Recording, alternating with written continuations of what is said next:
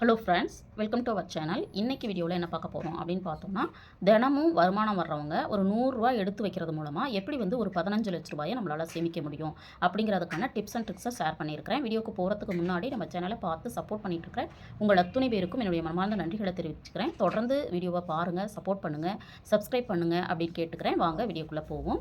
தினமும் ஒரு ரூ. 100 நம்மளால் சேமிக்க முடியுது அப்படின்னா 15 லட்ச ரூபாய் எப்படி நம்மளால் பெற முடியும் அப்படிங்கிறதுக்கான ஐடியா தான் இது. ஒரு நீண்ட கால சேமிப்பு.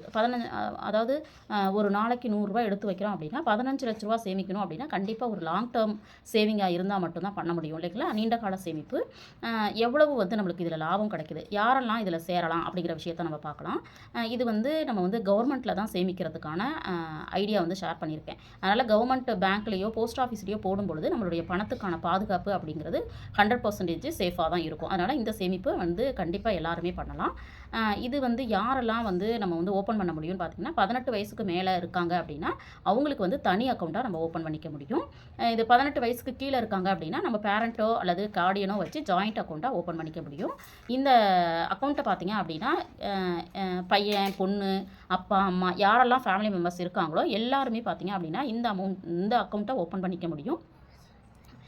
உங்கள் வீட்டில் கண்டிப்பாக இந்த அக்கௌண்ட் இது வரைக்கும் ஓப்பன் பண்ணலை அப்படின்னா கண்டிப்பாக இதை ஓப்பன் பண்ணிக்கோங்க. ஒரு நபர் ஒரு அக்கௌண்ட்டு மட்டும்தான் ஓப்பன் பண்ண முடியும். நீங்கள் போஸ்ட் ஆஃபீஸ்லேயும் பண்ணிக்கலாம், இதுலேயும் பண்ணிக்கலாம், பேங்க்லேயும் இந்த அக்கௌண்ட்டை ஓப்பன் பண்ணிக்க முடியும். இந்த பேங்க்கில், போஸ்ட் ஆஃபீஸில் எங்கே வேணாலும் ஓப்பன் பண்ணிக்கலாம்.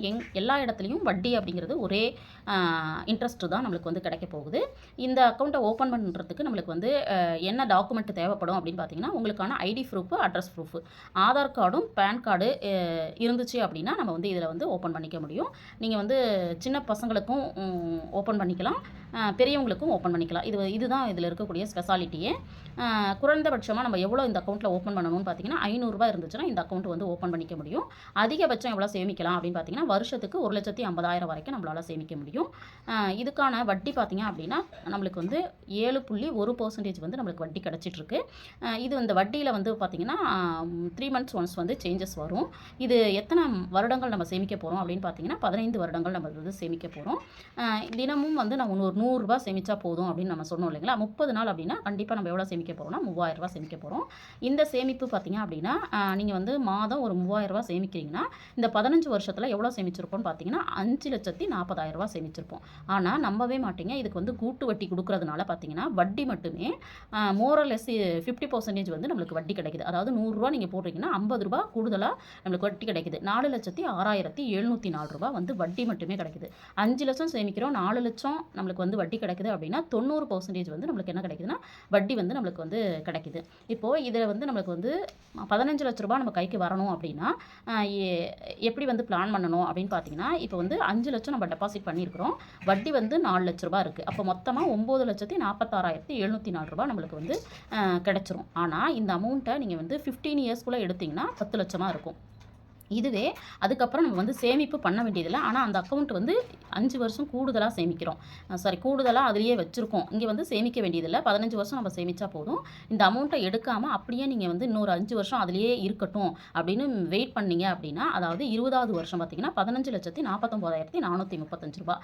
இந்த அக்கௌண்ட்டுக்கு பேர் என்ன அப்படின்னு பார்த்தீங்கன்னா பிபிஎஃப் அக்கௌண்ட், வேறு ஒன்றுமே கிடையாது. பிபிஎஃப் அக்கௌண்ட் அப்படிங்கிறது நம்ம ஃபேமிலி மெம்பர்ஸ் எல்லாருக்கும் உண்ட ஒரு பப்ளிக் ப்ராவிடென்ட் ஃபண்ட் அப்படிங்கிறது. லாங் டேர்மில் உங்களுடைய பசங்களோட ஹையர் எஜுகேஷன் அல்லது திருமண செலவு இந்த மாதிரிக்கான செலவுகளுக்கு நம்ம இதை பிளான் பண்ணலாம். இல்லை சப்போஸ் குழந்தைகளுக்காக பிளான் பண்ணல, நமக்கான பிளான் பண்ணுறீங்க அப்படின்னா ரிட்டையர்மெண்ட்டுக்கு கூட நீங்கள் ஒரு 15 இயர்ஸ் கழித்து இந்த மாதிரி ஒரு பல்கான அமௌண்ட்டு நம்மளுக்கு கைக்கு தேவைப்படுது அப்படின்னா இந்த அக்கௌண்ட்டில் கண்டிப்பாக நீங்கள் சேவ் பண்ணுறதுக்கு ட்ரை பண்ணலாம். இந்த வீடியோ உங்களுக்கு யூஸ்ஃபுல்லாக இருந்திருக்கும் அப்படின்னு நினைக்கிறேன். வீடியோ பிடிச்சிருந்தால் லைக் பண்ணுங்கள், ஷேர் பண்ணுங்கள், கமெண்ட் பண்ணுங்கள். மறக்காமல் நம்ம சேனலை சப்ஸ்கிரைப் பண்ணி வச்சுட்டு பாருங்கள். தேங்க்ஸ் ஃபார் வாட்சிங்.